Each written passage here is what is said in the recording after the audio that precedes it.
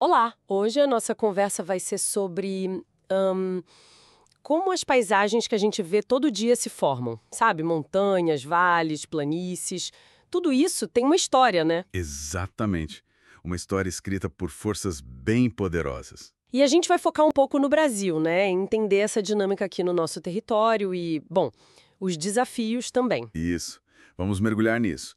O relevo, que são essas formas da superfície da Terra, é, assim, um resultado de uma constante Disputa? Como assim? entre forças que vêm de dentro do planeta e forças que atuam aqui fora, na superfície mesmo. Ah, tá. Forças internas, tipo o que causa terremoto, vulcão, essas coisas. Justamente. São as forças endógenas, o movimento das placas tectônicas, sabe? O tectonismo, isso pode criar montanhas ou gerar abalos. E vulcões também entram aí? Com certeza, o vulcanismo, quando o magma sobe, também constrói relevo. Pensa em ilhas vulcânicas. A Islândia é um exemplo clássico disso. Entendi. E aqui no Brasil? A gente não tem vulcão ativo, mas. Mas já tivemos. Lá na era Mesozoica, tivemos muita atividade vulcânica, sim.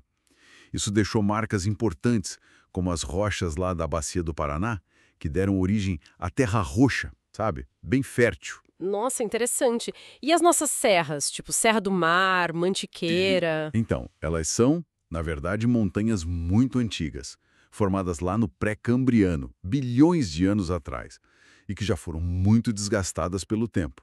São remanescentes, né? Certo. Então essas são as forças de dentro, as endógenas. E as de fora, as exógenas, o que elas fazem? Essas são as que esculpem a paisagem no dia, digamos assim. O clima, a chuva, os rios, o mar, o vento, o gelo, Pera, e até os seres vivos, incluindo a gente, né? A ação humana. Tudo isso modela o que as forças internas construíram.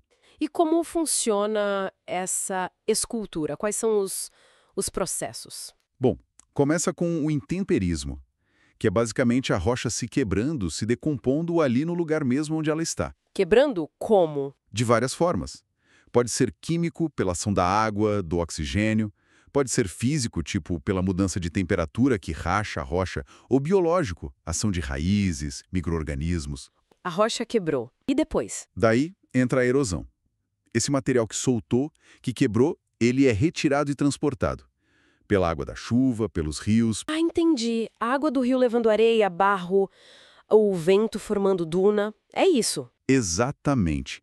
A erosão é esse transporte. E olha, às vezes ela é tão intensa, principalmente a da água, que pode formar aquelas ravinas enormes, sabe? As vossorocas. Sei, já vi fotos. É um problemão para o solo, imagino. Com certeza. E se a erosão transporta, esse material tem que parar em algum lugar, né? É verdade. Onde ele para? Aí entra o terceiro processo, a sedimentação. É a deposição desse material todo. Isso é fundamental para criar outras formas de relevo, como as planícies, por exemplo. Ah, então a sedimentação. Constrói, mas também pode causar problemas. Se acumula muito sedimento no rio, por exemplo, por causa de desmatamento na beira, o rio fica mais raso. É o assoreamento. Entendi a dinâmica. Intemperismo quebra, erosão transporta, sedimentação deposita. E no Brasil, como isso tudo se reflete? Quais são as caras do nosso relevo? Bom, tem uma classificação muito usada, a do professor Jurandir Ross, que ajuda a gente a visualizar isso. Ele divide o Brasil em três grandes tipos de unidades. Três tipos. Quais são? Sedimentos. O Planalto Central é um exemplo-chave, né? Onde fica Brasília, área importante para a agricultura. Certo, planaltos. E Depois vêm as depressões. São áreas mais baixas que o terreno ao redor, geralmente formadas por muita erosão também. A depressão sertaneja, lá no Nordeste, é um exemplo. entendi. E o terceiro? As planícies. Aí é o contrário dos planaltos.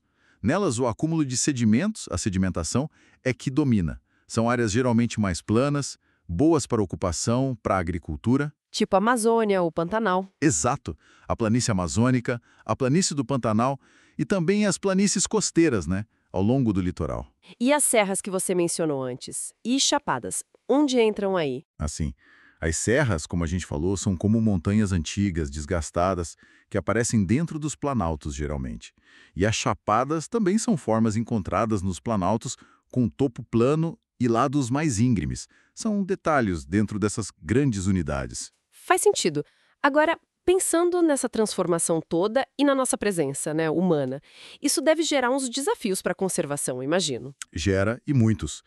A forma como a gente usa a terra, agricultura intensiva, desmatamento para pasto, o crescimento das cidades, pode acelerar muito a erosão. Levando a aquelas vossorocas que você falou e a perda de solo bom para plantar. Exatamente. E ao assoreamento dos rios também, que a gente já comentou. Além disso, o próprio relevo influencia onde a gente busca recursos, né? Como assim? Pensa nas bacias sedimentares, formadas por milhões de anos de deposição. É lá que a gente encontra petróleo, gás natural. Ah, claro. E essa exploração, embora importante economicamente, claro, traz impactos ambientais e sociais. Por isso é tão importante entender essa dinâmica natural e como a gente interfere nela, para tentar um manejo mais sustentável, né? Fica muito claro que a paisagem é super dinâmica. É um cabo de guerra, como você disse, entre o que vem de dentro e o que age aqui fora. E o resultado é essa variedade imensa que a gente vê. Perfeito. E isso me faz pensar numa coisa. O relevo se forma numa escala de tempo geológica, sabe? Milhões, às vezes bilhões de anos. É um tempo que a gente nem consegue imaginar direito. Pois é. E nós, humanos, estamos mudando essa paisagem num ritmo muito mais rápido. Décadas, séculos. A pergunta que fica é: que tipo de paisagem a gente está deixando para o futuro com as nossas ações de hoje?